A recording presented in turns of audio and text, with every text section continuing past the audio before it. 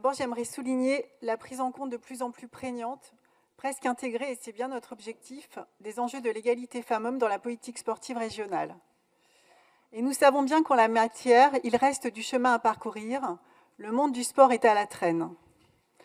Au-delà des préjugés habituels sur les femmes, des exigences esthétiques qu'on leur impose même dans l'effort physique, au-delà des préjugés sur leur performance et des conséquences sur les conditions d'accès à la pratique pour les femmes, du manque de reconnaissance, etc., demeure bien ancrée l'idée que la pratique sportive féminine serait de moindre valeur que la pratique masculine. L'idée au fond que les femmes ne peuvent pas rivaliser avec les hommes.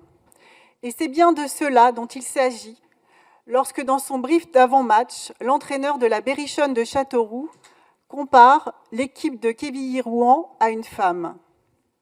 Celui qui a autorité sur ses joueurs les motive à se comporter face à l'équipe adverse comme un homme doit, selon lui, se comporter avec une femme, c'est-à-dire en supériorité, en position de domination et dans la violence, puisqu'il faut, je le cite, la niquer. Et il joint le geste à la parole. C'est encore cela la réalité du sexisme dans le sport et plus largement dans la société. En minimisant ses propos plutôt que de les condamner, en apportant son soutien à l'entraîneur plutôt que de le sanctionner, le club valide, adhère à ce discours sexiste.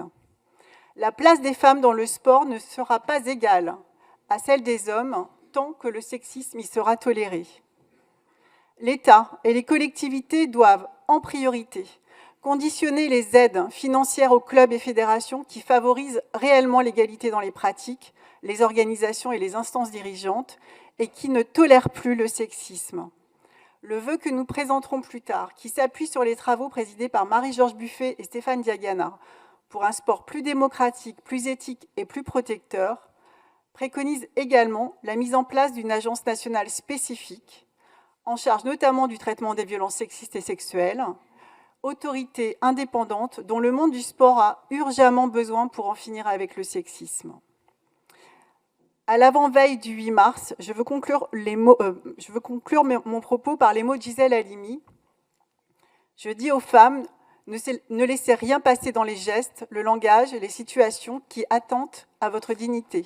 Ne vous résignez jamais. Merci.